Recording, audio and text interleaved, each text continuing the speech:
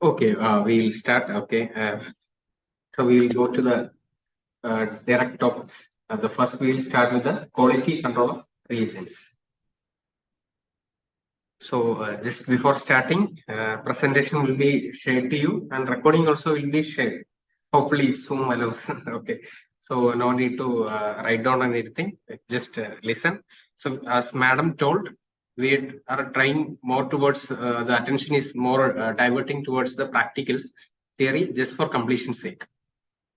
So outline, we'll have some introduction, then QC of ABO antisera, then QC of anti-D, then QC of ASG, then QC of other reagent like papain, normal saline, LIS, and copper sulfate.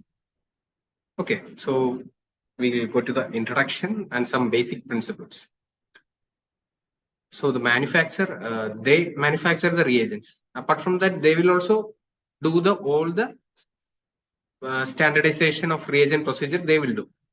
Correct. Then only the NIB, National Institute of Biologicals, they will accept all this thing. No?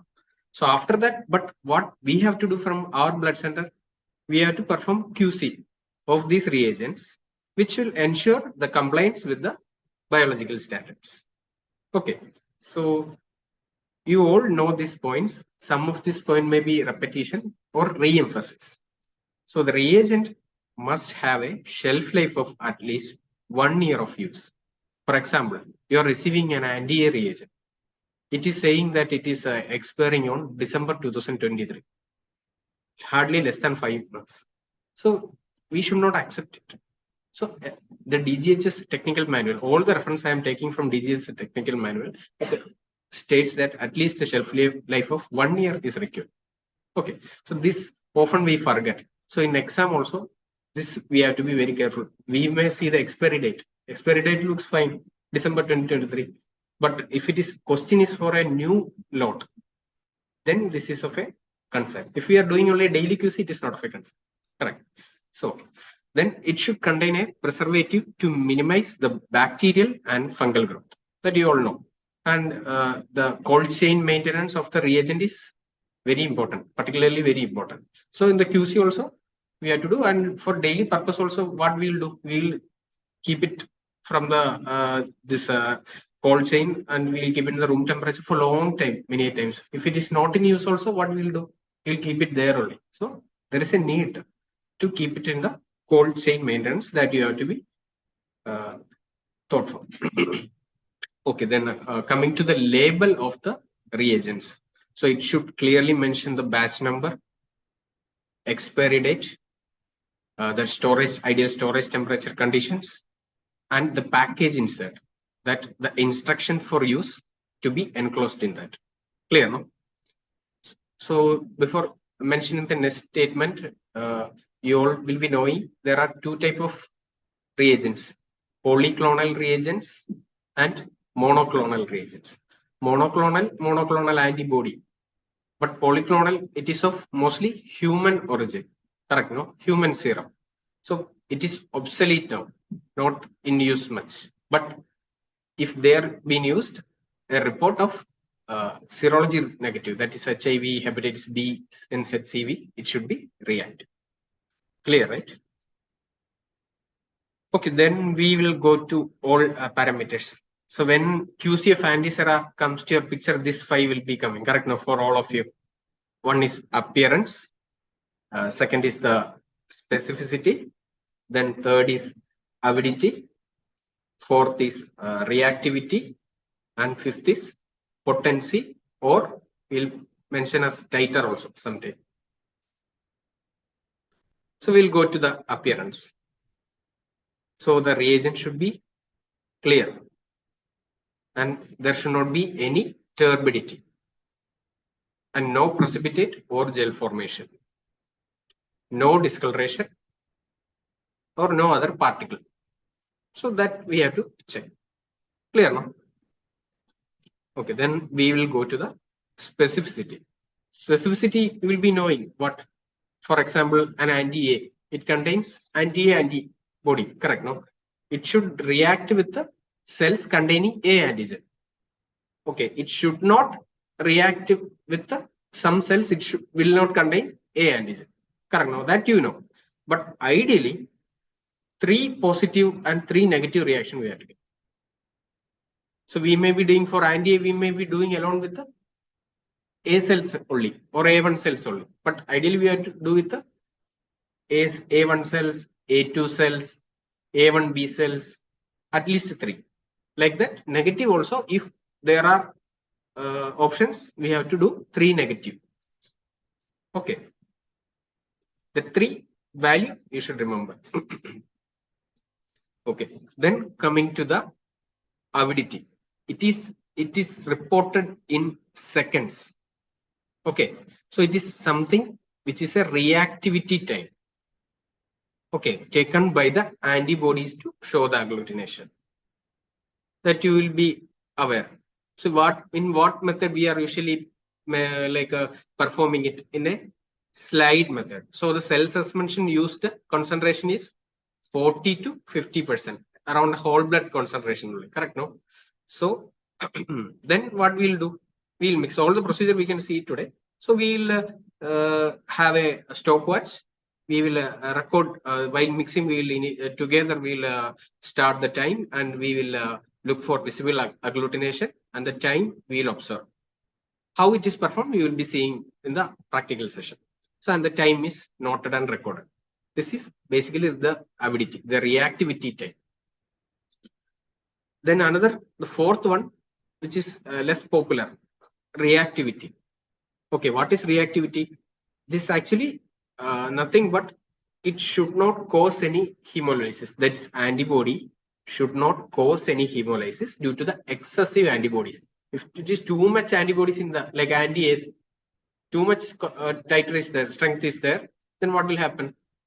Yeah, so it will cause hemolysis. And imagine this is especially for polyclonal serum, protein content is too high. Then what will it will cause? Rouleau formation. So it should not happen. So reactivity, it should react only with the zone of equivalence time, like that. So reactivity, this Proston phenomenon, when we can see during the titration step. Next, I am going to mention about the potency or the titration. Now, there we can see whether any Proston is observed or not. Then the fifth one, the potency. Is it basically the other word is titer. Checks the capacity of the antisera to react with the corresponding antigen in serial dilution.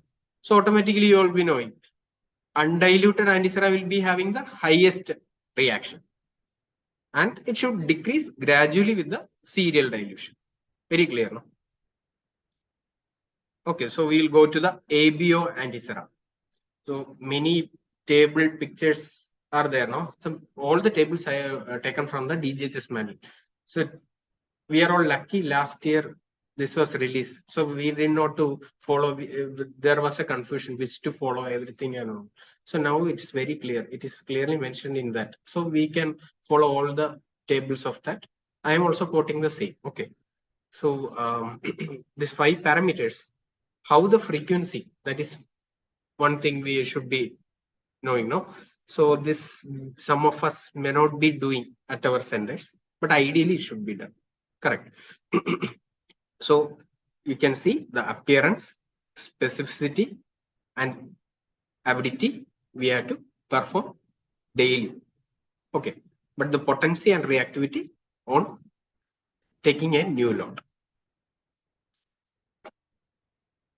Okay, now just we'll focus. Whatever I tell, you can just focus on that area only. Otherwise, it's so many written things will be there. So appearance, we know how to check. Specificity, for example, I have mentioned that anti-A thing, what cells and all to be used. So that is also covered. Avidity also we have mentioned. Reactivity also mentioned. So potency, apart from the titer they have given the cutoff. You know, this should have at least this much of titer. Apart from that, one additional thing is clearly mentioned is the undiluted serum should give 3+ reaction in a saline test tube using 3% red cell, that is 3 to 5% red cell suspension at room temperature. So potency, one more additional criteria is there. Okay, this anti-A. So we have polyclonal, monoclonal. Polyclonal not in use. So we'll hide it. We'll focus on monoclonal. So we can test it with A1 cells, A2 cells, A1B cells, A2B cells also. Okay. So here they have mentioned about these three. So titer you can see one is to this 256, and with A2 it is 128. With A2B is 64. Ability also you can see it is around 3 to 4 seconds, 5 to 6 seconds. Like okay, so this is basically for the anti-A. So like that anti-B also we can do the specificity with the B cells, A1 B cells. Another option is A2 B cells. Okay, so like that. So here B and this A1B also you can see the titer as 256 and 128. Ability more or less like 3 to 4 seconds and 5 to 6 seconds. Anti-AB also same pattern. Anti-AB we can treat specificity with A1 cells, B cells, A2 cells for positive reaction. Here also the titer is 256 for A1 and B cells and 128 for A2 cells. Ability more or less the same pattern. Okay, so ABO mainly anti-A, anti-B, anti-AB. So done, no? So we'll go for some another thing which is coming together with this is A1 lectin, which is not anti-serum, correct? No, lectin is something, it's a plant or seed extract, which has a specificity for agglutination. So A1 we all are using, many may be using commercial one, and we can also prepare in-house also. So the QC is also important here. The appearance is already mentioned, no difference and all. So specificity, what we can test with A1 cells, A1B cells, correct? No, for positive reaction. Okay, negative reaction you can use B cells, O cells, and so. Here the avidity it is 5 to 20 seconds, and the potency you can see with the A1 cells 32 and A1B cells it is 16. Clear? Here the frequency you can see we have to this appearance each day we have to perform. Okay, and specificity ability on the day of use, because it is not mentioned daily, because certain days we may need to use that. If we are planning to use, we have to perform that. That is the difference between each day and on the day of use. From now onwards, it will be mentioned like that. Okay, and reactivity and potency, each new load. Okay, then we'll go to the QC of anti-D. ABO is very simple, correct? Then this lectin and that's also okay, but anti-D it will go much more complex than the ABO antiserum. But we will try to make it easy. Okay, so appearance we know. So specificity, they have mentioned R1 R cells to use for positive reaction. No? So what is R1 R cells? Capital D, maybe a possible genotype, maybe it's written in the down. Capital D, capital C, small e, bar, small d, small c, small e. So how to select this cell? Very difficult, no? We don't know the exact whether it is a very difficult also, no? How to genotype and we cannot confirm easily. So most of the centers, what they are doing? O pulled cells only. So, okay. So, but ideal, you have to know it is R1 small r cells. Okay. So it should react with that. Or imagine as of, if you want to imagine this O pull cell, you imagine. Okay. Then avidity. So avidity also it is same only. Then here the difference comes in the potency. So it is ranging from 30 to 64. This is a general titer. We don't know whether it is for monoclonal, all this thing, it is not mentioned. So that specificity, what details we are going in the further slides. Okay. So here also the frequency, it is very similar to our anti, like ABO antisera only. Reactivity and potency only on each new load. Otherwise, it is daily. This is the thing only I was mentioning. So here, which cells to be used, you got some idea, no? We want to have a capital C expression. Okay. Okay. So, and capital D expression. This is required. So, even with the steric hindrance also, it should give a reaction. Okay, at least you got some sense, no? Okay. So, this immediate spin is there, and after 37-degree incubation is also there. Two titers are clear. Then we have, you have different antiseras. Correct, no? IgM monoclonal is there. IgG monoclonal is there. Then IgM plus IgG monoclonal is there. IgM monoclonal plus IgG polyclonal is there. So mainly most common three we are mentioning in the DJs, it's mentioned. So that in this title you can see IgM monoclonal, which will be most commonly performed. No? So 1:64 to 128. That is the immediate spin. Okay. And blood, this is IgM plus IgG monoclonal. This is also very commonly used. This two only most commonly used. No? So we will stick out to that one. So immediate spin 32 to 64. And after incubation 128 to 256. Here ability you can see 5 to 10 seconds and 10 to 20 seconds. Okay. Okay, now we will. So what you understand? One just the cells we are using ideally should be R1 R cells, but for practical convenience, many are sticking on to O pool cell. QC of ASG reagent. Okay, we have ASG reagent, then ASG cards are also there, no? So those two are different, no? So that we have to see differently. So ASG reagent appearance no much difference at all. So specificity, see you can see three columns. Correct, no? Specificity. See, imagine what is the role of ASG to identify the, if it is coated, the cells are coated with the antibodies or complement, it will identify. Here the ASG reagent I am mentioning about the polyspecific IgG plus C3D. Okay, so one we first we think about the coating of IgG antibody. Okay, for that what we can use, which cell we can use? Red cells coated with the IgG antibody, preferably anti-D. Easy, no? Then if a O positive cell, RH positive cell coated with the anti-D IgG, then we can perform using that. Okay. They have specified the this antibody content or concentration, so that you can just read that.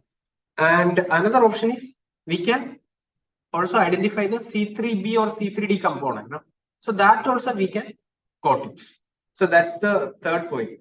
Red cell coated with the C3b or C3d. Okay. Or another one is any complement fixing or binding antibody also we can use. Example is LEA antibody. Okay. So either these three can be used. So most commonly everyone performing will be anti-D coated O positive cells. Okay.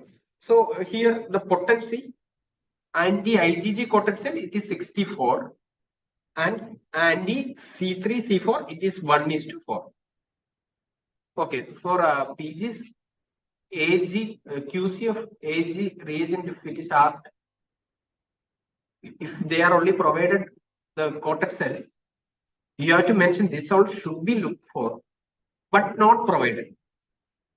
If not provided, you have not done, but you have not documented means you don't know about it. Okay, so whatever not provided, you have to clearly mention it is not provided, hence not done. Clear? No, it is applicable everywhere.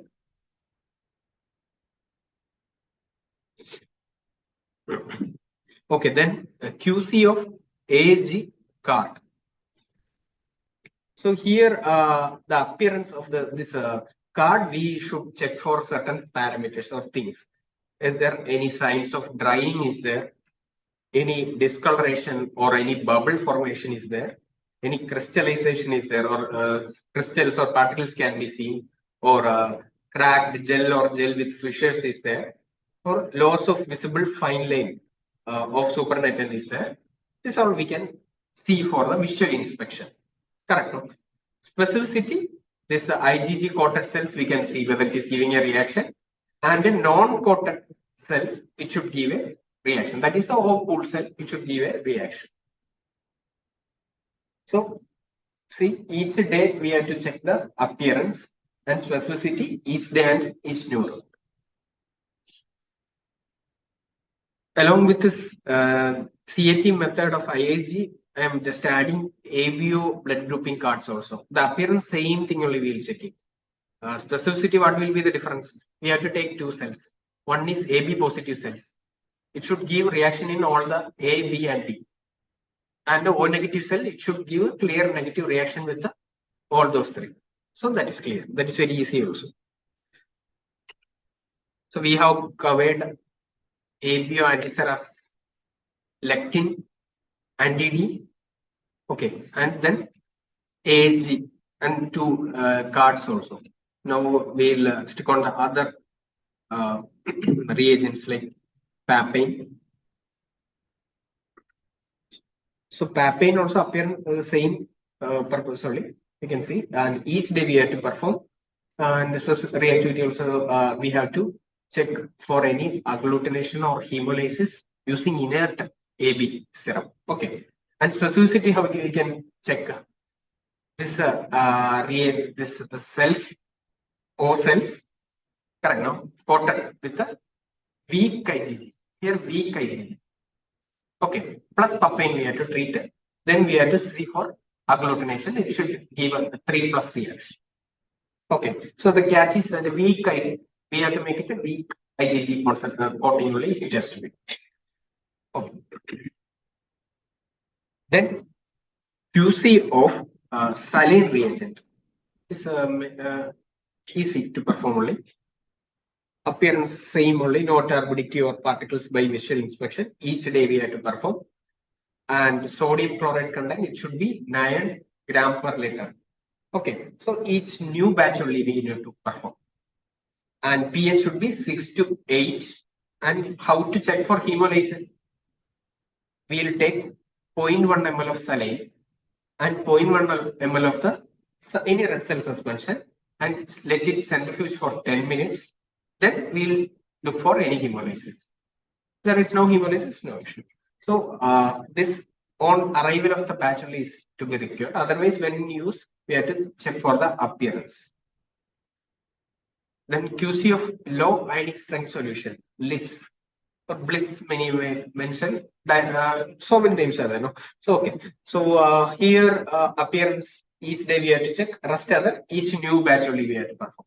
So what are the other parameters? Osmolarity should be between 270 to 285 millimoles.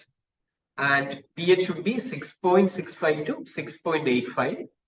Hemolysis, the same as that of normal saline. We have to take 0.1 ml of saline and 0.1 ml of red cell suspension, and we'll spin for 10 minutes and we'll observe for hemolysis. Conductivity 3.6 to, it should be between 3.6 to 3.7 millimoles per centimeter at 23 degrees Celsius. And here a +1 reaction or a +2 reaction we should get with the O cells, which is coated with a weak anti-D in a weaker concentration. Okay, then we'll go to the last session, the QC of copper sulfate. Copper sulfate getting obsolete, not very much recommended because it will not give a upper higher value of hemoglobin, and a semi-quantitative assay only. Still then many centers are utilizing this. So appearance, we have to see blue in color, and there should not be any particles, precipitates, or contamination on visual inspection. So we have a stock solution and a working solution. Stock solution specific gravity should be 1.100, and specific gravity of the working solution should be 1.053, plus or minus 0.0003 salon. Okay. And how we will check for validity? So we have to we have a central lab. No? We know some sample value of non-hemoglobin cell, but do not take 7 grams or 18 grams. It will not. We have to have a nearby value to the cutoff of 12.5. So better to select from a range to 12 to 13.5. And this we have to validity. We need to perform only on the arrival of new batch. And stock solution, from the stock solution, when we are preparing the working solution, we have to do the specific gravity again. Appearance easily. Okay, very Crispal is trying to finish. So we covered AB and clear A1 lectin. Okay, there the ability is more compared to the skin. Then anti-D, where we are using R1 R cells ideally, but many R centers are doing O pool cell. Then we went for the AG. AG, what is importance? AG, yeah, complement. We have either called with C3B or C3D or any complement fixing antibody. That is, one example is DYA. Then the other one is a normal IgG coated cells we can test for. Then we came to the other parts of some gel cuts. Mainly there the appearance we often forget, which is very important. Daily we are using that we have to verify. And apart from the gel cuts, we then came to the papain, then copper sulfate, normal saline, list we covered. So most of the same thing only we are also covering, more or less same things only we are only covering. So my references are from DGHS manual and our SOP. So thank you. That's it. Small queries we can cover here, or we have a plenty of time in our practical section. You can have all the doubts there. Adita, welcome to SCTIMST again. I'm taking the topic of quality control of components. The first slide is what is quality control. Already Gupta sir told about what is quality control and what is the importance of quality control. Just I am summarizing it. Quality control is the monitoring system that checks the effectiveness of quality assurance by testing the quality of final products. What is our final products as blood bankers or transfusion medicine? It is components only. That is the products we are giving to patients or someone. It is done by checking the quality fulfillment of a product, process, or a service according to the specified standards. QC of components is defined as the testing of random components to ensure that they achieve reliably specific standards. We are checking randomly. We are not taking any components purposefully prepared for this quality purpose. We are taking components randomly for this quality check. What are the Indian standards that we refer for quality control? Drugs and Cosmetic Act 1940. In it, components is described in Schedule of Part 12B. Then blood bank standards of NBTC. Then NABH accreditation standards for blood banks. These are the reference standards for Indians in Indian scenario. Next topic, next slide is quality control of blood and blood components. From where we start the component quality. Quality control of blood and components depends upon what it depends and from where we start. Selection of donor. From the selection of donor, we start the quality control of components. Quality of blood bags and anticoagulant preservative solutions. Then phlebotomy. Then technique of component preparation, storage, and storage temperature. What is it? Donor selection criteria should be strictly followed. We have some chocolates now, the last topic, and we have not used it. I'll try to use some more. Donor selection criteria should be strictly followed. Otherwise, what will happen? What are the donor selection criteria that affect the quality of components? If you are preparing for some platelets, what should be the criteria? You are all blood bankers now, working in blood banks and quality managers. If we are preparing, yes, for one chocolate for him. Then one more thing, aspirin medication, it's okay. Anything else? Phlebotomy should be? For any component, phlebotomy should be completed, no? It will all affect all the products. Specifically for platelets, anything, then generally blood bags should be used only after QC check. The manufacturers, they will be giving any quality papers we'll be receiving, but we have to check the quality before. What are the routine quality check for before when we are using a new lot? It is sterility only. That all we can check. That components, the composition, all we can only believe that what they are giving. Next, phlebotomy should be done in sterile conditions. Venipuncture should be single, sharp, and good continuous flow should be maintained. Otherwise, what will happen? If we are double pricking, we are trying to prick in one hand, it is not getting, then we'll try in another hand. What will happen to components? In which components are affected for that? Platelets, then FFP. Next, blood collection should be completed within 8 to 10 minutes and with frequent gentle mixing of anticoagulant. Time, we know it affects the quality of this FFP and platelets. What happens if we are not mixing with anticoagulant? It's not only affected by the FFP and platelets. What about RBCs? Clots will be there. Then volume should be correct according to the bags used. That is 350 or 450, whatever it is. What happens when it is over collected or under collected? What happens when over collected? Again, the same problem will happen. What happens when it is under collected?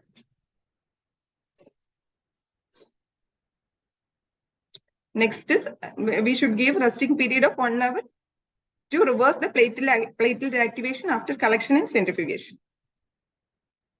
The general consideration continued. All equipment should be calibrated. Should be calibrated for this component preparation. What are the points we have to check in that equipments? Critical parameters in refrigerated centrifuges like RPM, acceleration, deceleration, temperature, duration of centrifugation, and centrifugal force should be optimized for good yield. Whenever we are purchasing or using new equipments, we have to optimize all this. Component separation should be completed within 6 to 8 hours of collection. That we have to keep in mind that when we are going for this camps and all, when we are taking faraway camps, we must keep that in mind. We have to complete this component separation within 6 to 8 hours. Then what is the frequency of quality check? As per SOP, we have to prepare an SOP about this quality check. We must strictly follow to our own SOP. And change in SOP will check the quality of product again. Recruitment of new personnel.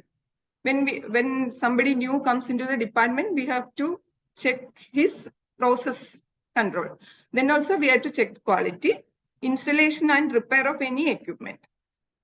If we are using an refrigerated centrifuge, in that centrifuge we are fixing 4000 RPM for 15 minutes for this FFP. If some new equipment comes, we have to check whether it is the same rotations and time is applicable for the new equipment also. That we have to check. And if already using equipment, if it goes for repair, then also we have to again check the same thing is applicable here also. Then what is the number of units subject to QC check? It is 1% of the total collection or minimum 4 units. Whichever is higher, that we have to do. If we are collecting 700 units, then 4 it is not possible. It should be 7, like that. And which all the product, how much product should meet the quality requirements. If we are doing 4, then 75%, 100% it is okay. But for various reasons, the QC may be failed. Then what is the permissible range of QC that should be failed? At least 75% of the components should meet the quality requirements. And then how to collect the sample for component QC. That will demonstrate but I have put a slide here. We'll demonstrate how to collect the samples. Nearly outdated samples are preferred and randomly selected for the purpose. Why we are selecting nearly outdated blood? Why don't we check the quality after the first day or second day? The procedure I have written here. Strip the tubing of components with tube stripper and mix the contents well so that the contents of the bag fill the tube sufficiently. If the components may be okay, but if we are not stripping it and getting it into the tube, our QC will be failed. Place the bags in a laminar airflow that we are not checking the quality of outdated components or expired components. We can again use that component. So we should keep it in laminar flow. Clean the tubes with alcohol swabs and wait it to dry completely.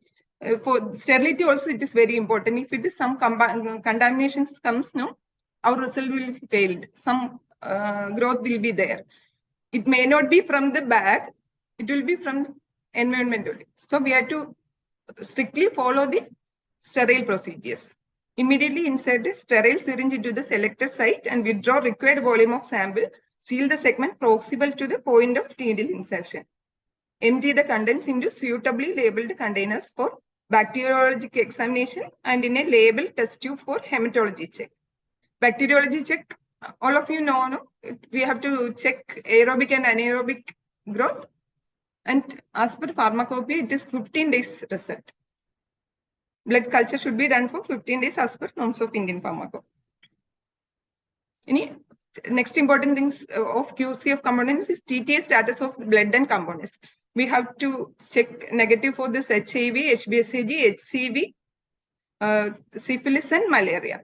And all the kits used by us must be approved by NIB. In Indian market, all the kits are allowed to sell by the after the QC of NIB only. But we also have to ensure that the kit we are using is like that only. Then I have put some tables. This is I have taken it from DGHS manual and NBTC manuals. You can get that literature. I will just read it. Appearance, no hemolysis. How will you read? How will you? This frequency of this visibility check for all units. How will you check? For this 1% or 4 units QC, we can take samples. But for the blood issued to patients, how will you check this hemolysis? For all units, we have to check this. How will you check this? We have to keep all the units in standing position only.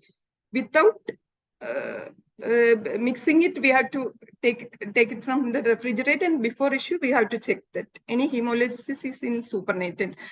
So we'll keep all the units upright only in the refrigerators. Then volume. Volume, it is 1%.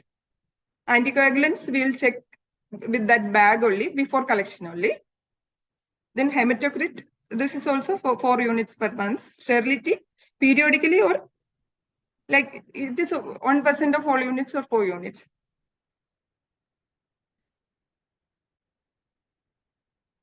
For the leukocyte reduced cells, there is a difference that we have to take the leukocyte counts also.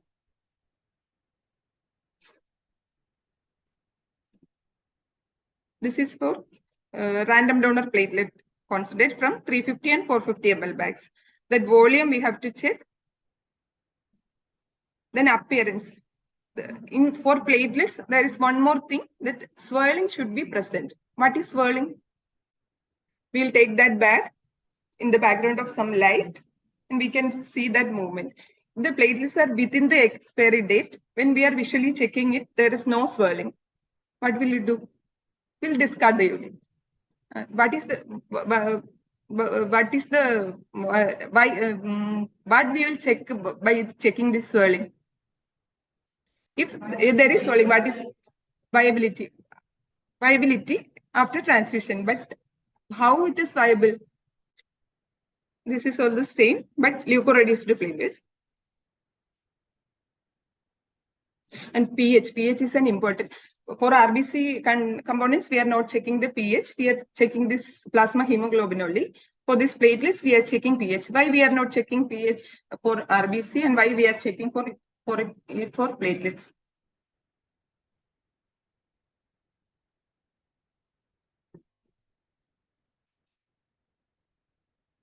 Like it should be more than 6, but we are not checking for RBCs, and why we are checking it for platelets? Yes.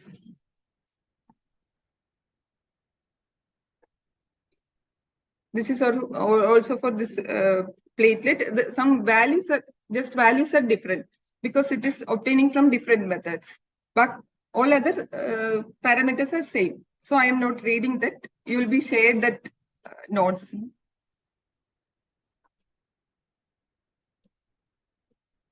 Here counts are a little bit different. We are taking it from apheresis.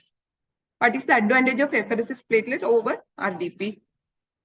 All of you are taking apheresis, no? Almost all are, I think. What is the advantage of RDP over?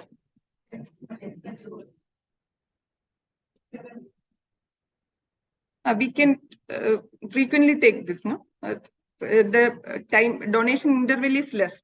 So for if we want more platelet transfusions, we can dedicate one donor for one patient like that. So alloimmunization won't happen. And this count is higher than the RDP. No? If a patient needs some 8 to 10 units of RDP, we can issue 1 unit of apheresis. And we can add platelet additive solutions also to this. So without any group specificity, we can issue. For RDP, I think it is not pooled platelets we can do, I think, but for RDP it is not possible because the volume and platelet count will be less now.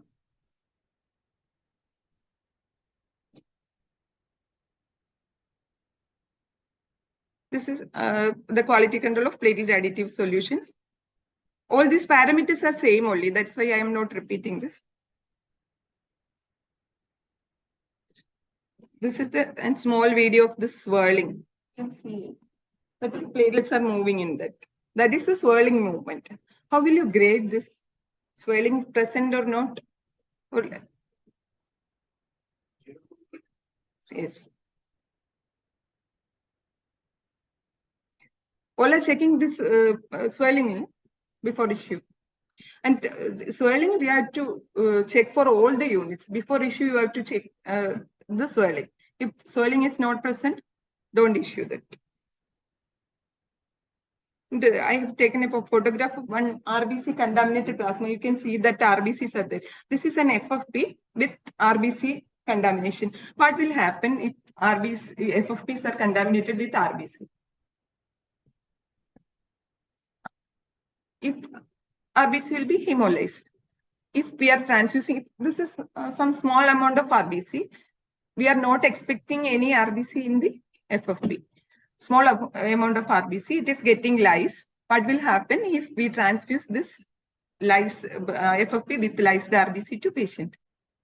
Then this is the calculation of platelet yield. The platelet yield is not for all the units. This platelet yield calculation is our technical QC. This is not component QC. This is the QC of our process. That how we are collecting the how much platelet from a donor we can retrieve when we are preparing a platelet. That first we have to obtain a whole blood sample of the donor, EDTA sample.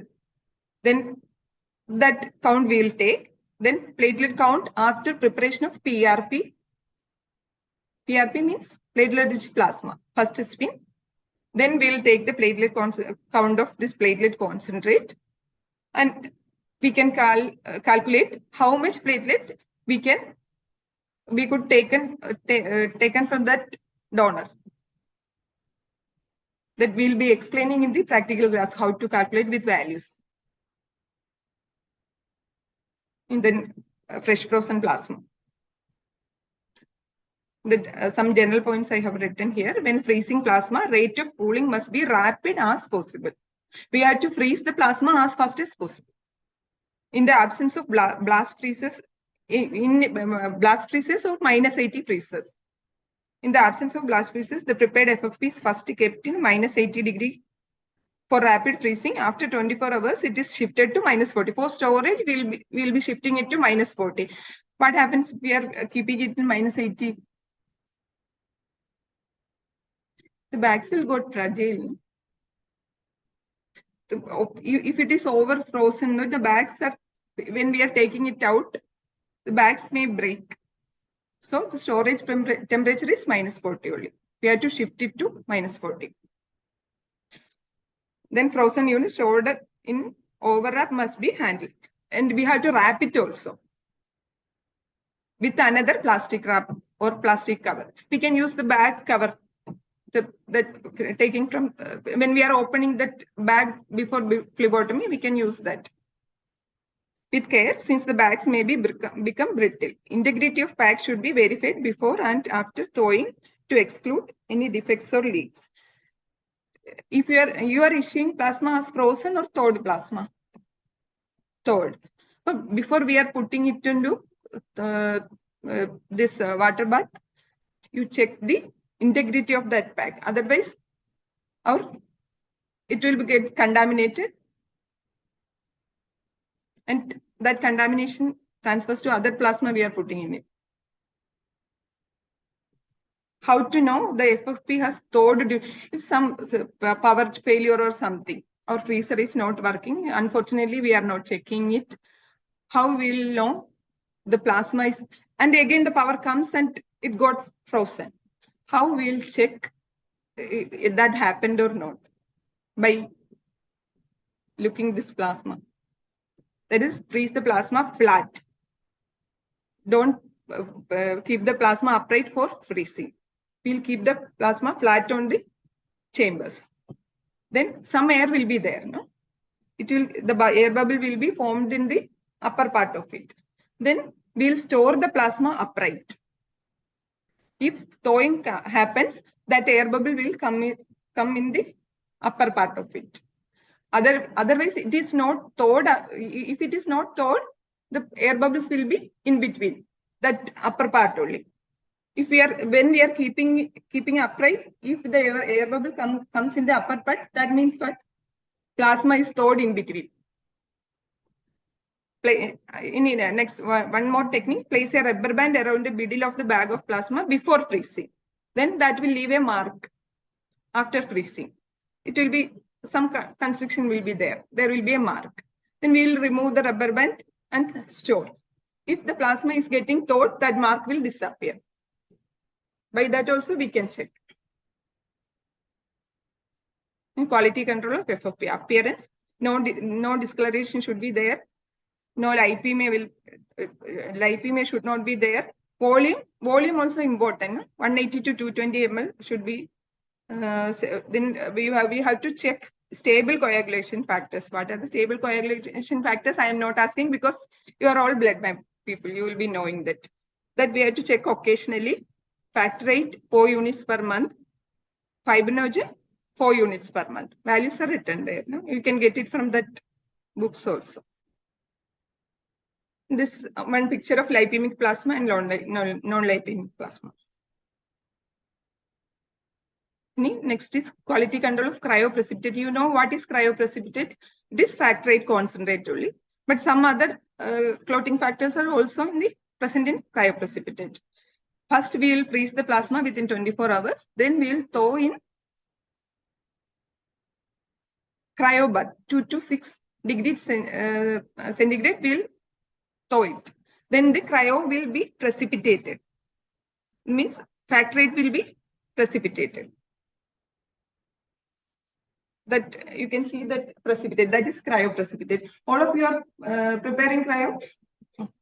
This is a cryoprecipitate. Usually A and B plasma gives more cryoprecipitate than O. So if you are preparing cryoprecipitate, select A or B donors for this cryoprecipitate. That will be the maximum yield.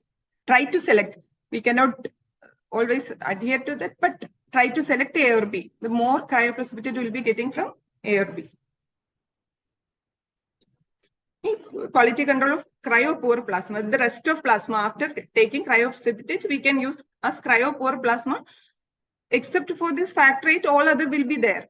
But all the clotting factors will be reduced than FFP or cryoprecipitate. That's all. We can use it for any other plasma purposes.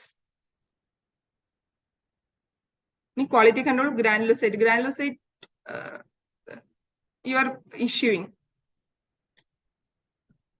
Check the storage time.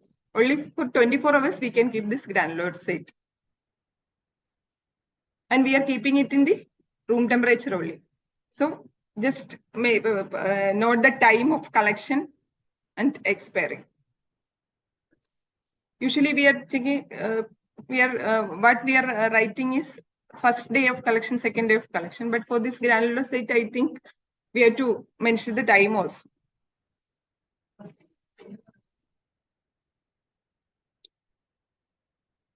From apheresis also we can collect granulocytes. The QRC of apheresis granulocyte is written here.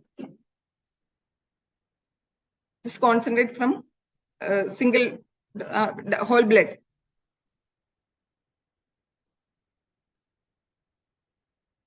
This I have summarized storage temperatures of different days and temperatures of different components. Platelet concentrate 22 to 24 degrees. For 5 days we can keep. Red cells in CPDA 35 days. Red cells with additive solutions 42 days. FFPs 1 year. Cryoprecipitate 1 year. CPP we can keep for 5 years. Collection. Not from the date of preparation. In between this 1 year, between this 1 year, we can prepare cryoprecipitate or CPP. But from the date of collection, we will keep it to 5 years. I have taken references from this training module, handbook of NBTC, and this DGHS manual latest. Coming to the quality control of equipments. Okay. So when I say that blood center is one place where you have got plenty of equipments, you all would agree with me, right? Yes. So this is the list of equipments that you would find in all standard blood bank books. So the QC, what to be done about the QC of equipments, we'll be demonstrating in the practical sessions. So here what I'm going to discuss is how to give tender loving care to your equipments. Okay. So why do you want to give tender loving care to your equipments? So that the equipment remains faithful to you. It serves you for a long time. So that will lengthen the instrument life. It will give you a high level of performance. It will give you a consistency in the test results so that you will have a confidence in the test reports that you are getting. And a well-maintained equipment will have fewer repairs so that you have less headaches and less breakdown times. Okay. So this tender loving care, in the scientific term, we call it as equipment management program. Okay. So this equipment management program, it is detailed given in the blood bank QMS training manual, which is available in the NACO website. Okay. So from there only I have taken. So under the equipment management program, you have the starts with the specifications. Like a component, good quality component starts from a good donor. So a good quality equipment starts from giving a good specification for your equipment. So you start with the specification. Now based on your specification, you select the equipment. Next step is you validate the equipment. After that, you give a unique identification number or a pet name to your equipment. And you maintain a diary or a logbook for your equipment. Then also you should have policy for how to calibrate the equipment, how to go for preventive maintenance, and in case of any breakdowns and repair, what is the policy. And then after having all this, you introduce the equipment into your routine practice. And once the equipment completes its life, you have to cremate the equipment with respect, or you have to have a condemnation policy also. That is also very important. So all this should be there when you think of buying and going for a new purchase of an equipment. Okay. And this is there in the KMCL website also. So for those of you who are outside Kerala, KMCL is a government organization which purchases the medical equipments for all health institutions in Kerala. So there also, if you go to the KMCL website, they have got this equipment management program. Okay. So, as I said, start with the specifications. So if we have to sit and make the specifications, we are likely to miss many points. So knowing that our technical experts, they have already made the technical specifications. So it is already available in the NACO website. If you go to the NACO website, all the equipment's technical specifications is available. And also in the KMCL website also, there the specifications are available. So whenever you want to purchase a new equipment, you can just refer to these technical specifications. So one headache is over. Now we come to the validation of the equipment. So what do you mean by validation? So validation only means that the equipment that is supplied by the vendor actually serves your purpose. Okay, that is what is meant by validation. So validation protocols are methods that determines that the equipment is designed, constructed, maintained, and adapted to perform the operations which it is intended for. So if you have asked for something to store your blood units, it should serve that purpose. That is all that is meant by validation of the equipment. Okay. So under validation, we have got 4 headings. One is the design qualification, installation qualification, operational qualification, and performance qualification. So we'll see each of those. So design qualification, that is the proposed design is sufficient to meet your requirements. And in the design qualification, there are again 3 subheadings. One is the functionality. So whether it is serving your function. Then the hardware, whether you want a tall vertical equipment, you want a tabletop one, you want a horizontal one. So that is the hardware. And then the software. Okay, so these are the 3 things that comes under the design qualifications. So now this is a technical specification which I have taken from the KMCL website. And this is about the blood bank refrigerator. So certain points I have highlighted in yellow color and certain points I have highlighted in blue color. I do not know whether you are able to read or not. You are able to read. Very good. So the things highlighted in yellow color, they indicate the functional aspects. So I want a BBR which should have a 300 liter capacity. So that I am deciding. Okay. Now with this 300 liter, that should be able to accommodate 120 number standard blood bags of 350 ml capacity. The temperature should be maintained between 2 to 6. And it should be, because the temperature has to be checked, I require a temperature recorder. And it has to be verified also. What temperature it is recording, that has to be verified. So I require a digital sensor also. And it should have a visual display. So these are my design requirements that I am putting forward. And other specifications I am putting is the hardware. Like depending upon how much space I have, I can go for a vertical one, I can go for a horizontal one. So that is our hardware design. So in the hardware design, I want my units to be mounted on wheels so that I can move it up around. The external cabinet should be rust-proof material and should have an internal stainless steel sheet. So these are all the requirements that I am giving. So just to tell you that in the specifications itself, we have got all the 3 components. You have the functional requirements, you have got the hardware requirements, and along with this, if I'm asking for a data logger, then how it will be connected to my system. So that comes the software requirements. So all that I can mention in my specifications. And when the equipment comes, I have to verify that it meets all my specifications. Okay. Now the equipment has reached you. Okay. Now you are going to install your equipment. So before installing your equipment, always have a checklist with you so that you can go on ticking if all these points have been covered. So what is the location for installation? What is the floor space required? Whether all the manuals and certificates have been provided. Whether the company person has come to unpack and cross-check the equipments. Whether any damage is there, the correct power supply has been plugged in, ancillary equipments are installed, and everything else has been checked. So you always have a checklist and you go on verifying those. You can even ask the manufacturer to give you the installation checklist. Then comes the operational qualifications. So the operational qualification determines that the equipment performance is consistent with the user requirement specifications within the manufacturer specified operating ranges. Okay. In simple words, under operational qualification, what you want to do is you want to test the equipment under the worst case scenario. Okay, so they would have said that, okay, this equipment will function like this. So many things they would have said. Under the worst case scenario, you want to test whether all this that the manufacturer has said is being performed by your equipment. I will give you an example also. And third point is the performance qualification. Performance means in the normal range of testing, whether the equipment is able to perform or give you the results. That is a performance qualification. Okay. So with an example, I will illustrate. So suppose we have the blood bank refrigerator. So in the specifications I have mentioned, the drawer should be the rollout type stainless steel perforated on the bottom for perfect and homogeneous distribution of cold air. When the door is left open, there should be an audio and visual display alarm should be there. The temperature range should be 2 to 6 degrees Celsius with an accuracy of 0.1 degrees Celsius. And there are two other points. That is, one is the cooling down time and one is the holdover time. Okay, cooling down time. So what I have asked for, it's a 300 liter BBR, which is capable of storing 120 blood bags.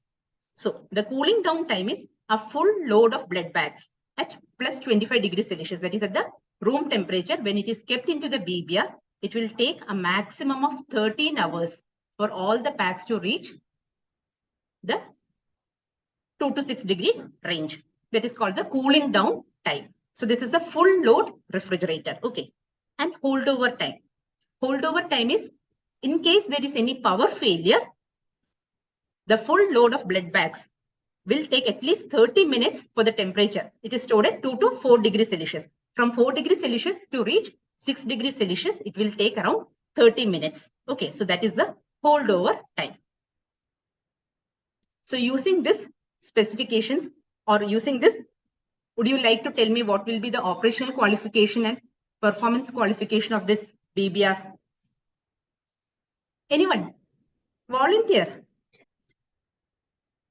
Anyone can tell? Harsha Parena. What would be the worst case scenario? You have a power failure.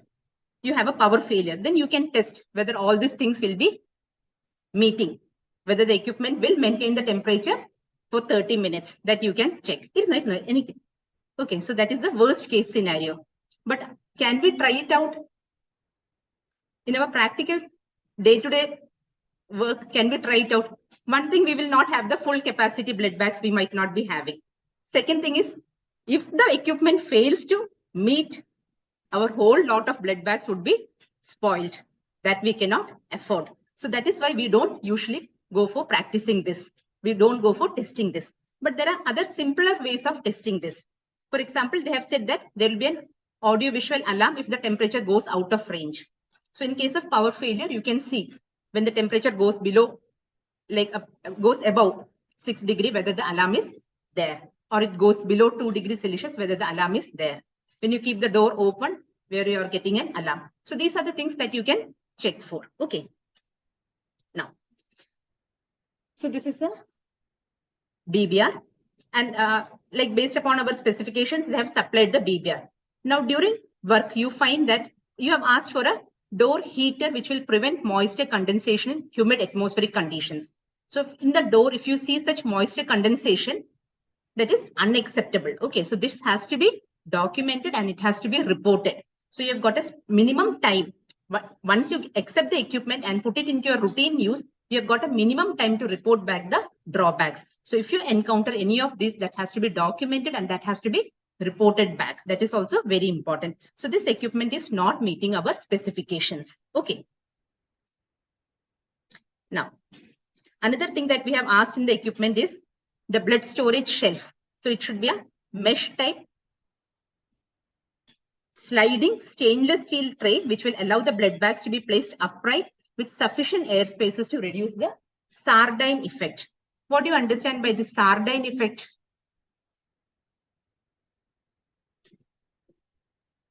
Many of you who are outside Kerala might not be familiar with this. What is sardine? Sardine is a very common fish here that is called as matti.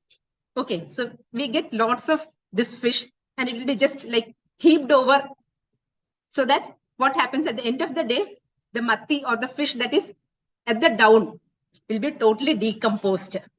Now, you don't want your blood bags to happen, and your blood units to have that effect. So what you want, the blood bags should be placed in a vertical position so that there is sufficient space in between to allow for the air circulation and to maintain that uniformity of temperature. So this you have asked in your requirement. So they should be supplying you with those stainless steel trays that should be supplied. Okay, that also you have to verify. So that this is that sardine fish. And this is the blood, how the blood bags have to be stored. Okay. So coming to the installation qualification. So all those points that we covered, they can give you as a checklist. If you ask the manufacturer, they will give you as a checklist, and that you can go on verifying whether all the manuals have been provided. Everything you can, checklist has been, you can go on verifying. So in this installation qualification, they are asking something from you also. So one thing for the BBR, they have mentioned that there should be a minimum of 200 millimeters of unobstructed space above the unit. Okay, and there should be 80 millimeters of space behind the unit, which you have to ensure. If you are not ensuring that, that is your problem. You cannot find a fault with the equipment. So whatever they have asked you to do, that you also need to do. Okay, so that is the installation qualification. And this is the operational qualification. So in the operational qualification, they have mentioned about the alarm systems that you can check. Now, another equipment that is very commonly used is the blood collection monitor. So whenever you get a blood collection monitor, always make sure that what is that automatic tarring of the blood volume bag volume before collection. So what do you understand by this tarring? Is taken care of. Very good. Weight of the empty blood bag is taken care of. So the machine will start with a 0. When you start with blood collection, it will start with 0. That has to be ensured. Okay, that has to be specifically looked for, and that has to be ensured. Okay. Now, suppose I take this BCM and I'm going for a camp. So I have set up the camp, everything. Now I want a place to be, for this BCM to be placed. So I ask the organizers to give me some table or something to keep this machine. So they are telling me I have got 3 options. One is a very executive looking chair. They have got plenty of such chairs which they can give. Another is the cushioned chairs, that is also they are having plenty. And another is not very good looking stool. So which one would you be preferring? You would all be preferring the stool. We don't want the beauty, we want the functionality, because the manufacturer has said that to have accurate measurements, the BCM has to be placed on a flat, stable surface. So I'll be going with the stool. Okay, fine. So now our equipment is performing. It's okay. You can accept the equipment. So you will enter the equipment in your equipment inventory register.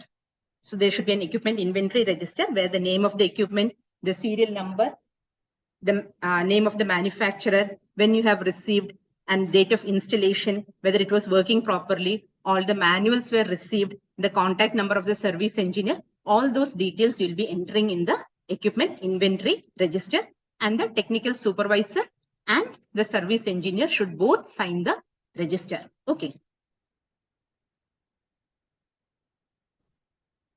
Now next comes the calibration. Now you have got the equipment. Now you have put the equipment into, you are going to put the equipment into routine use. So before that, you want what is called as calibration. You need to have a policy for calibration. So what do you understand by calibration? So calibration is nothing but it confirms under defined conditions the relationship between values obtained from an instrument and those obtained from an appropriate certified standard. Okay. In simple terms, if I have got a weighing balance and if I put a standard weight, what measurement it is showing? If there is a difference from the standard weight I know. So if the machine is showing the same weight or if it is showing a difference, that difference has to be adjusted for. That is in simple terms what is meant by calibration. Okay. So the calibration can be of different types. It could be pressure calibration. It could be temperature calibration, flow calibration, pipette calibration, all those types of different calibrations. And we have got people from the from the calibration cell who will be demonstrating how the calibration is to be carried out. Okay. So at the end of calibration, they will give you a calibration certificate. Okay. Now in this calibration certificate, This is for a plasma thaw bath. So we have done the calibration for a plasma thaw bath. And as you know, the temperature maintained is to be 37 degrees Celsius. So when they checked, they found that the temperature was showing as 39.59. Instead of 37, it was showing as 39.59. So that adjustment has to be done. That is what is meant by calibration. Okay. And the frequency of calibration is you can find in the books. So I'm not going into that. Then coming to another equipment, that is the hemoglobinometer. Okay. So now you're routinely using the hemoglobinometer. So when you start the day's run, you will be running what is called as control. You will be running what is called as control. So what is this control? What is the purpose of running a control? Yes. Okay. So what is the difference from a calibrator? Calibrator is also known standard. Yes. And assay. Yes, very good. So I think he requires a chocolate. He should be given a chocolate. Okay. So control is you are looking at the assay. You are looking at the assay performance, consistency of the assay performance. Okay. So you start the daily run, you will run a control. You will have a known value and you will run in the machine to see whether the value is coming in that range it is coming. Okay. So that checks for the assay's consistency, whether the method or the assay is capable of giving the same results day after day and month after month. And usually the manufacturer will recommend what controls to be used. And in addition to that, you can also have an in-house prepared controls also you can run. And usually controls come in 3 levels. So you've got a negative control that will be very much lower than the actual value that you want to test. And then you will have a very strong positive or a very high value. And then you will have a value which is very near to your critical range of testing. So for example, if you see this hemoglobinometer, you have the in-house prepared control. That is you have run in the hematology analyzer near to your 12.5 values, and that you are running in your hemoglobinometer. And then you have the company supplied controls. The 3 levels, you have got a low, normal, and high range of controls. So in-house prepared controls you may be running daily, and the company prepared ones you may be running at a periodic frequency you may be running. Okay. So as he's rightly said, calibrators and controls are not the same. They are different. Calibrator is to calibrate the equipment for a measurement. What is the difference that you are calibrating or adjusting? That is the calibrator. And control is to see if the assay is giving you a consistently reliable result. So in the flowchart, if you see, first you have to calibrate the equipment, and then you have to run the control, and then you have to perform the test samples. Okay.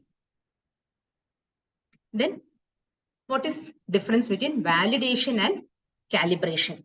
So that is also different.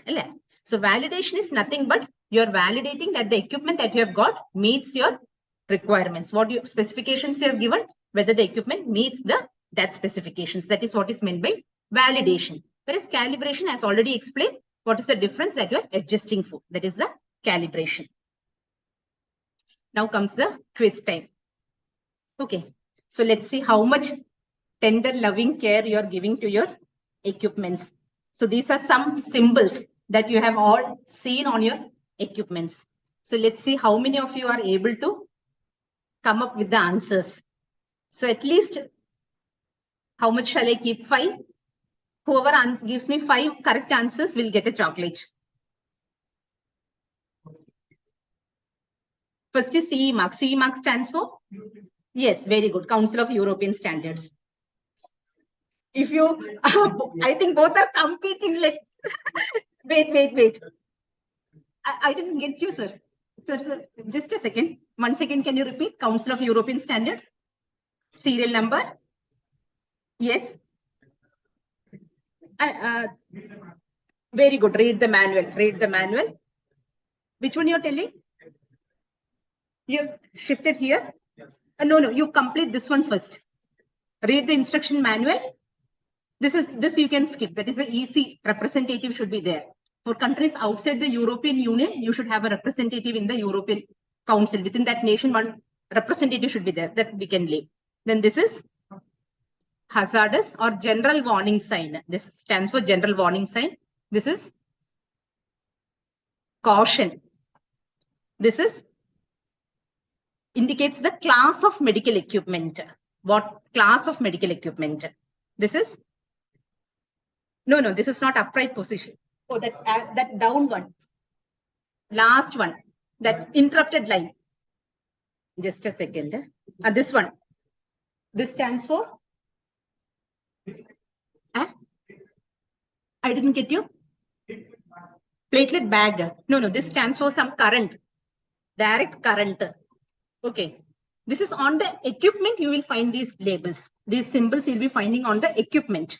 Okay. This is very good. Upright position. Handle with care. Very fragile. Do not wet. Temperature. What temperature range it should be stored?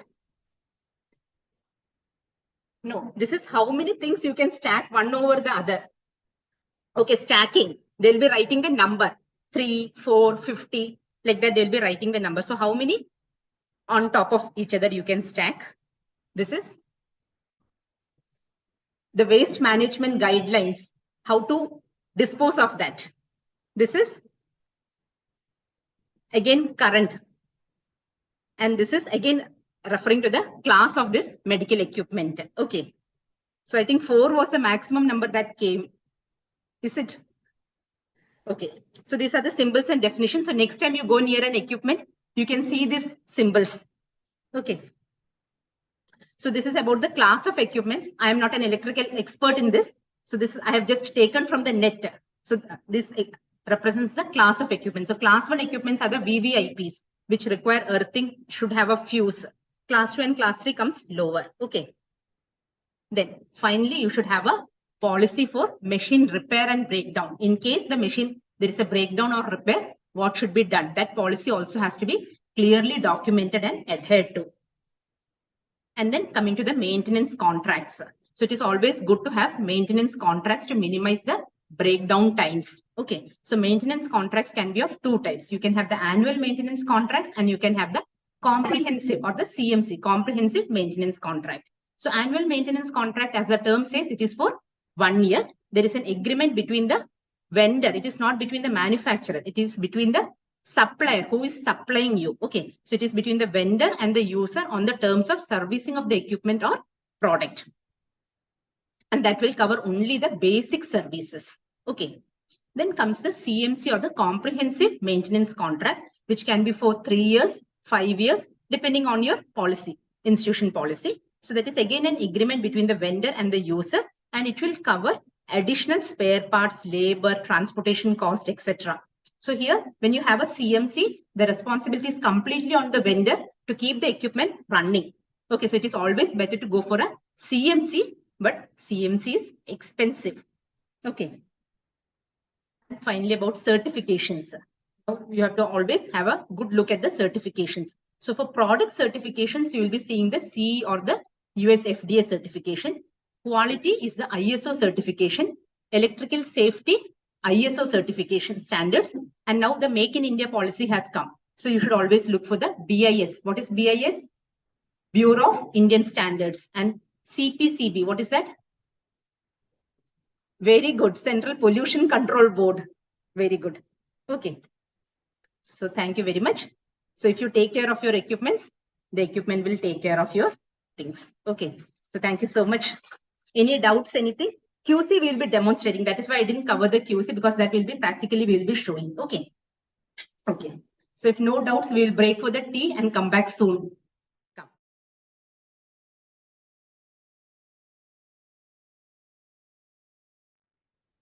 So good morning, all. I'm Sindhu, presenting on the quality control in GTI testing. So what is the necessity and importance of QC in GTI testing? The primary goal of any blood center is to provide safe and adequate blood for transfusion. So the first element is I'm collecting blood from a from a well-selected donor. And after that, we go for TTA testing. and on the basis of the TTA result, the blood is released for use or it is discarded. So a large number of diagnostic kits are available, or various platforms of testing are available, like ELISA, immunofluorescence, chemiluminescence, then this NAT testing. So many platforms are available, and the various diagnostic kits are available, and each manufacturer claim that they have high performance level, like 100% sensitivity, specificity, like that. And but no assays are absolute, and there can be false positive or false negative results. These are inherent, and we cannot avoid that. The thing is, laboratories may fail to achieve the level of accuracy that the kits are actually capable of performing. So that is the conditions for laboratory may affect or the technical expertise is needed for this testing. So this stringent quality assurance program, the quality-oriented approach is necessary for ensuring that the results are trustworthy. Okay. Then factors leading to invalid results. So all of you know that there are 5 M's for quality, like man, machine, material, mother environment, and methods. So here, so the problems leading to invalid reports are the personnel maybe lack of training, due to lack of training or lack of experience, or if the person is not following SOP, and equipment due to equipment problems, so the equipment may not be calibrated well, or it may have lost calibration. So there may be insufficient washing, or incubation temperature will be too high or too low, like that.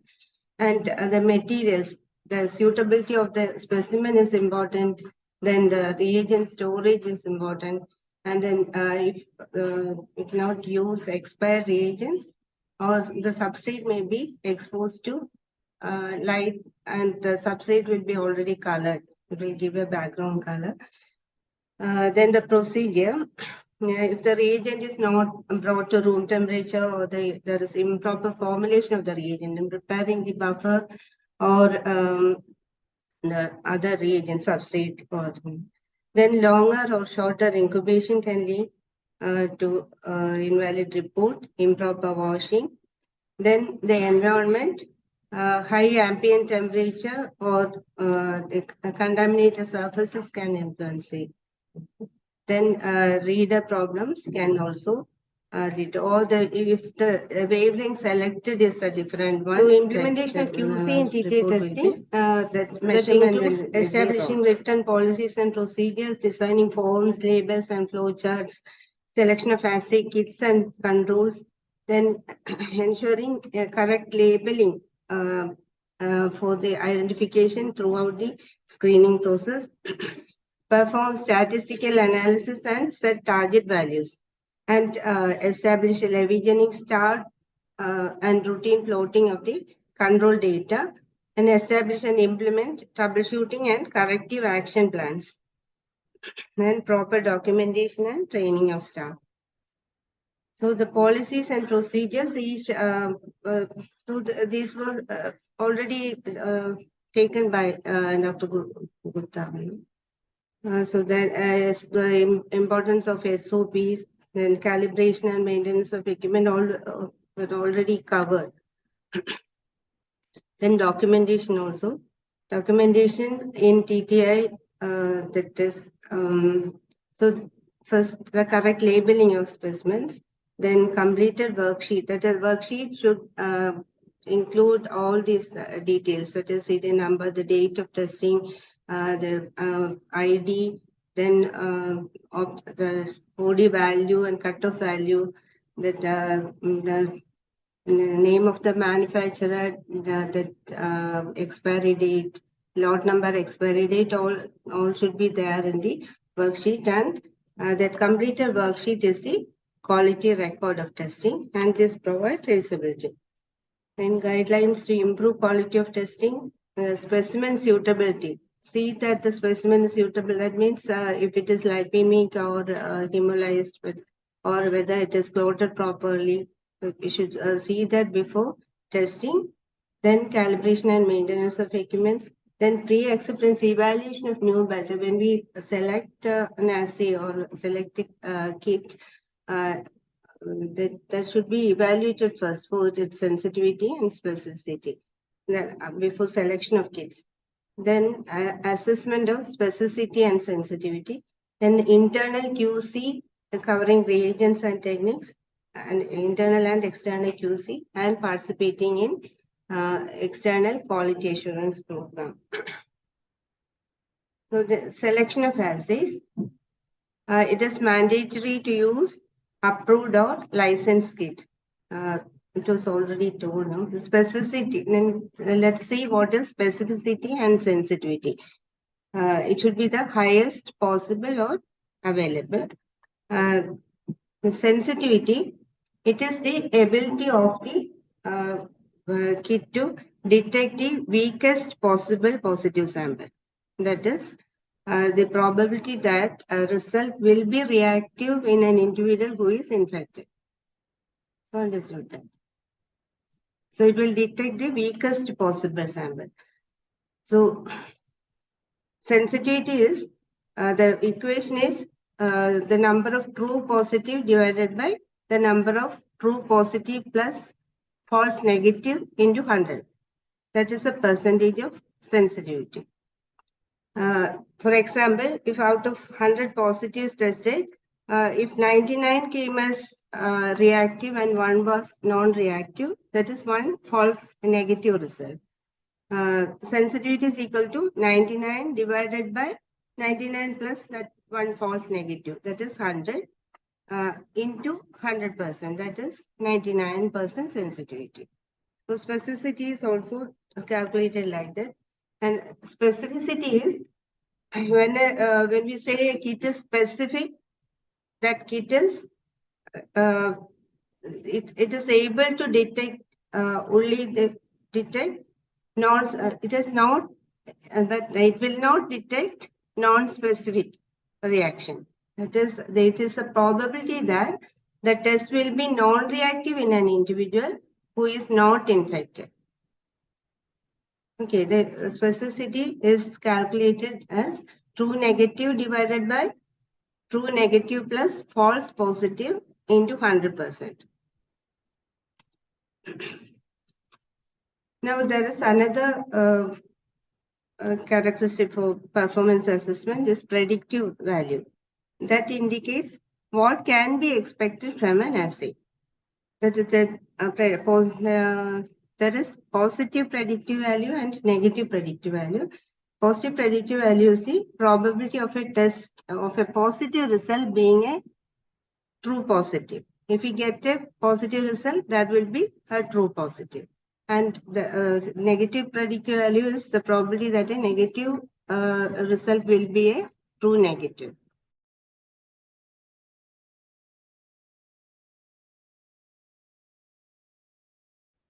Then the quality of kits, the kit must be stored at proper temperature to maintain its quality. Then strictly follow manufacturer's instructions and use kits within expiry date, and bring reagents to room temperature prior to testing. And do not touch the wells of microplate with micropipette, and use tips compatible with the micropipette. Otherwise, the volume dispense will be different. The controls and unknown samples are treated in a similar manner. That's also important. And do not mix reagents from one kit with another. That is, we cannot mix with lot to lot. Mixing should not be there. If it is the same lot, we can take reagents from other kit. Otherwise, do not mix with another kit. Then controls.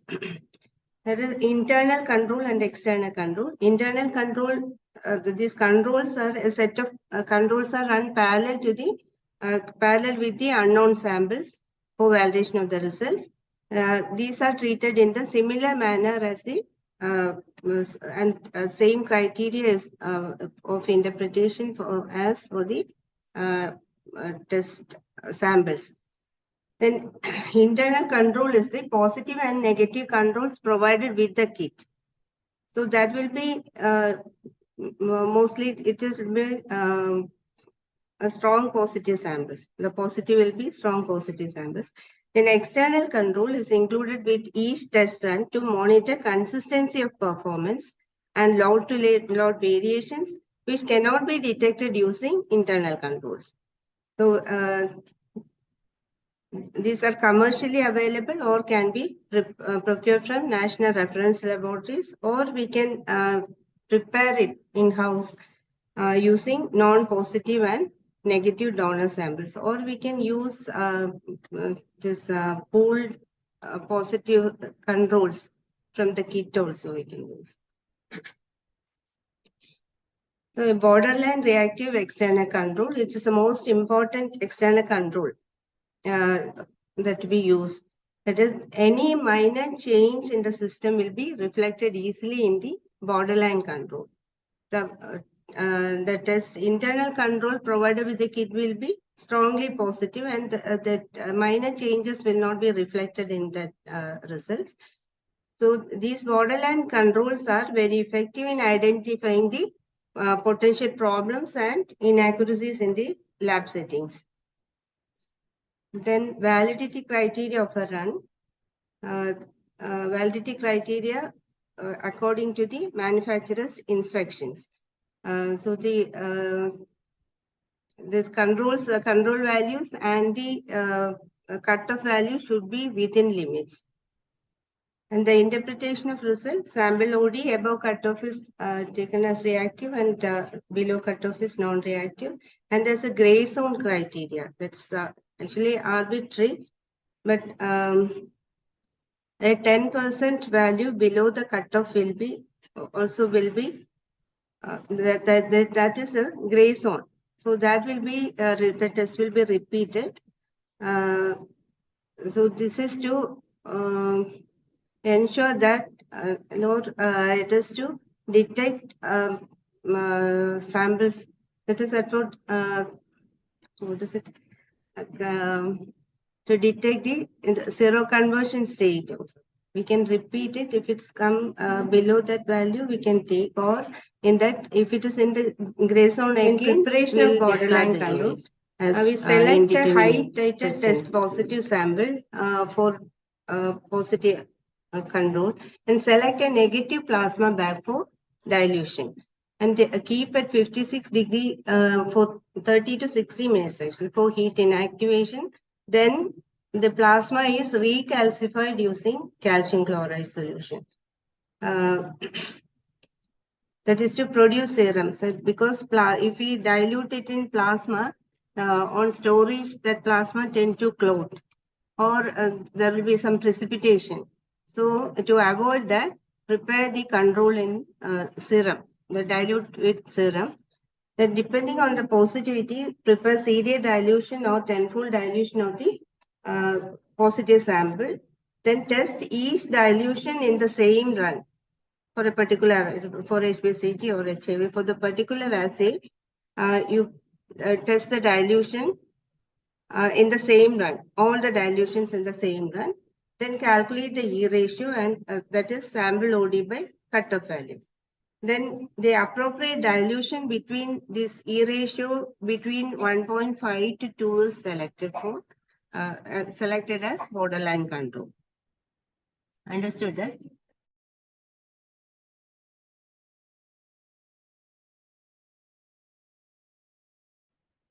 Then after that, after finding out the titer, what we used to do is we select 3 samples around this 2, E ratio 2, ratio value of 2. Then again test it and find the proper, actually proper, once more we test and find out the proper dilution. Then after that, we dilute in bulk. Then bulk after and finding out the dispense. dilution, we can prepare in bulk. So we can store these is it clear? liquid sample for 1 year, that it will be stable. For more than 1 year, it will be stable at minus 40 degrees if you keep it. So then after diluting, prepare 100 ml or like that. Then you can liquid that. Before allocating, mix well. That should be homogeneous. Homogeneously mixed and allocate the samples. Then after allocating, take 10 aliquots, 10 aliquots randomly, and then again test it in the same run. So to find out interallicate variation, whether interallicate variations are there, and test again for 2 or 3 days to find whether run-to-run variations are there. So after this batch validation, we can store for more than 1 year. It will be stable. So we can once in a week we can take a sample out and test, and we can keep for 1 week. We can use that control.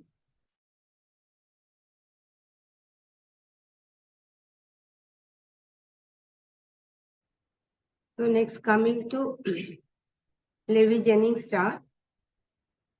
So Levy-Jennings chart was designed by Levy and Jennings in 1950 to evaluate whether a procedure is in control or out of control.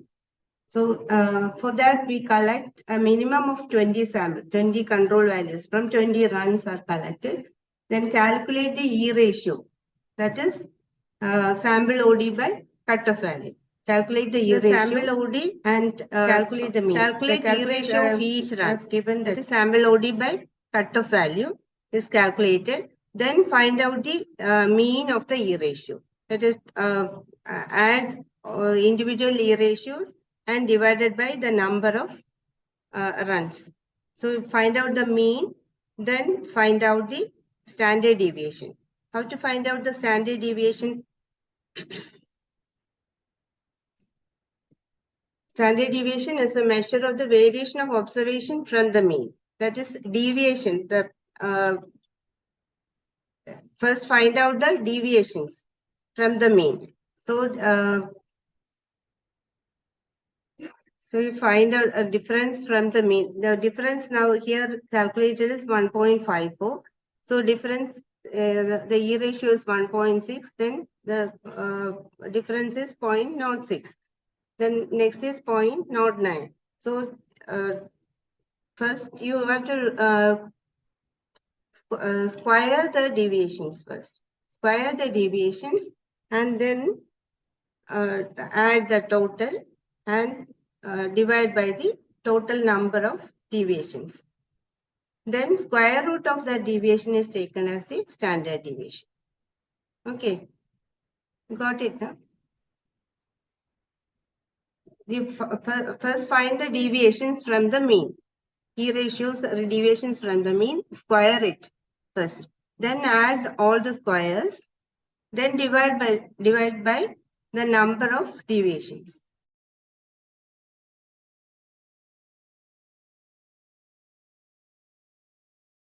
So that's this is a formula. Standard deviation is square root of the deviation mean square deviations divided by the number of deviations. So then after finding out the standard deviation, we can calculate the +1 standard, +2 standard. That is mean plus standard deviation, mean plus 2 standard deviations, like that. The control values can be set. Then we can plot the graph. Then coefficient of variation is standard deviation divided by mean into 100. That is coefficient of variation. The coefficient variation should be less than 10%. That is there is little variation. So the results that go in and out of control limits are interpreted as variation. Then Levy-Jennings chart is a visual representation of a graphical representation of daily QC values plotted on a chart using Gaussian principle. Gaussian principle is to use to detect type of variations. This is the Gaussian curve. This one is the Gaussian curve. Under normal circumstances, this 68% of values will be in the 1SD region, plus or minus 1SD region. 95% of values will be in the 2SD. This is mean 1SD plus 2SD plus 3SD. Minus 1SD, minus 2SD, minus 3SD. So 68% values will be in the 1SD region, 95% will be in the 2SD region, and 99.7% values will be in the 3SD. That is the normal chart can be plotted on a graph paper, or we can use the Excel sheet for plotting this graph.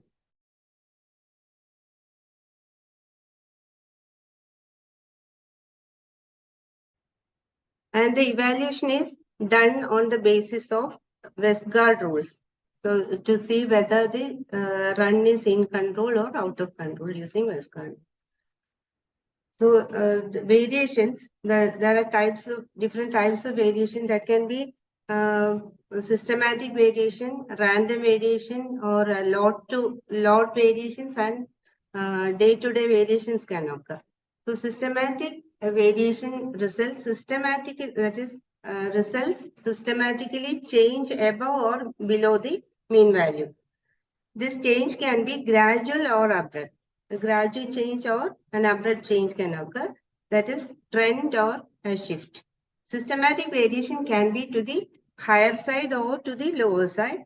The higher absorbance, that is if it will be going to the positive direction.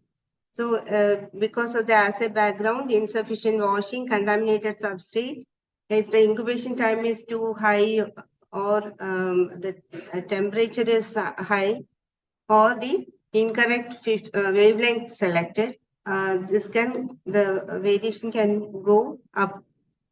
And the lower absorbance are due to using of expired kit or deteriorating reagent.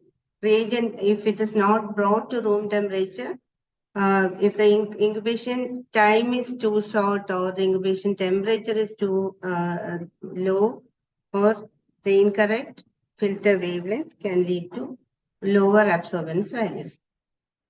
Now see what is a trend. The trend indicates subtle or slow changes in the upward or downward direction. So if 6 consecutive points distributed one general direction, it is called a trend. So we can see this.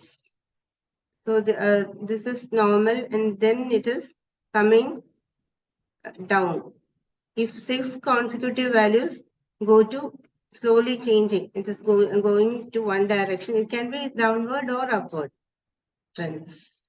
So it can be due to deterioration of reagent or control sample, or gradual loss of calibration of equipment, that is pipette misalignment, accumulation of particles in the reagent tubing or sample tubing, that leading to if the reagent or sample is not dispensed properly, or changes in the incubation chamber temperature, or deterioration of light.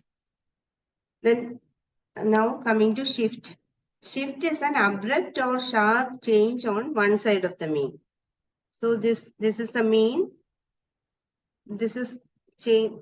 There is an abrupt high value. The control values of 6 consecutive values fall on the same side of the mean. So that is called a shift, an abrupt change to or higher or lower side can occur. The causes are new technical hand, switching to a new lot of kits or new reagents, changes in incubation temperature. This can cause shift. Then random variation, observance of one result significantly different from other results without any pattern. The causes are transcription errors, mislabeling, data entry errors, sample mix-up, interchanging position of the specimens. These can also lead to random variation. Then also poor pipette precision, lack of equipment maintenance and calibration, inconsistent washing. That is all the factors that leading to invalid report can lead to a random variation. Now coming to Westgard rules. These rules, the multi-rule QC developed by Dr. James O. Westgard. This helps to determine whether a run is in control or out of control. There are warning rules and rejection rules. So this is 1 2s, 1 3s, 2 2s. There are so many rules, and this 1 2s rule is a warning rule. The others are all rejection rules. So rule 1 2s, that is one value, 1 2sd, one value is outside 2sd. That is a warning rule. That is this value is going outside. This is the 2sd. One value is going outside 2sd. This is one value outside 3sd actually. So this is the 1 2s rule. One value going outside 2sd. This is a warning and it can be acceptable. And this is it can be a random or systematic error. Then rule 1 3s, one value is outside 3sd value. That is a systematic error. It is not acceptable. So we have to find what happened.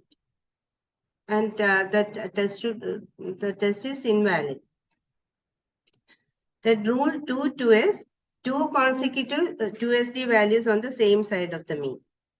That is 2 2sd value. And it is not acceptable. It is also a systematic error.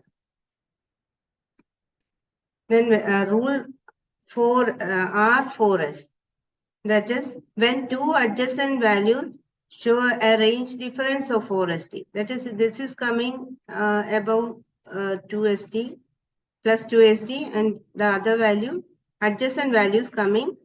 One is minus 2sd and one is plus 2sd. That the total will be 4sd. If the two consecutive values, the results are showing a range difference of 4sd, that's also a warning, rejection rule. It's a random error and it's not acceptable. Then rule 4 1s, when four consecutive values fall on same side of the mean. That is a systematic error and it is also not acceptable. And rule 10x, when 10 consecutive values fall on the same side of the, it is even if it is within the range, if 10 values fall on the same side of the mean, that's also a systematic error and it is also not acceptable. And here there is no specific deviation is required, because all these values are within range. Only within 2sd values only, within range, but 10 consecutive values are coming on the same side of the mean. That should be, we should look into that, what happened to the system. Then, so that is LJ chart and Westgard rules. Then the proficiency testing, or it was already, it was taken, no? So here the coded panels of positive and negative sera are sent to the participating laboratories on a regular basis. That is in 3 months or 4 months it will be sending. And these samples are sent to all labs at the same time. And is processed and tested within a specified period. A specified period will be given. The result will be sent at that period. And the labs are requested to handle these samples in exactly the same manner as that routine sample testing. Then the results from all the participating labs are analyzed together, and the analysis reports are sent to the lab in charge, to each lab. And he may investigate and identify the errors, if any. That is, a root cause analysis is done and take appropriate timely action to rectify the problem. And the training of staff is also another important thing. The personnel are the most important and critical resource in the blood centers. The first orientation or induction training too is given to familiarize the new employee with the job, the work unit, and the organization as a whole. And induction training is given, and in-service training, and to upgrade their skills. And attending CME seminars and all, and like this workshops. And then competency assessment is also another important thing to assess the staff skills. So when the rule is that violated, this Gaussian curve will move upward or downward, like that.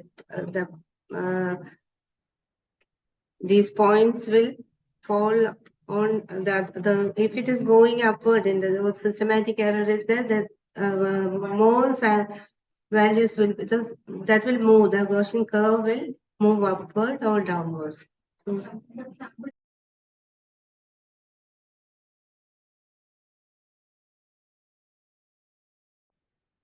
or if it goes outside 3 SD values, more values outside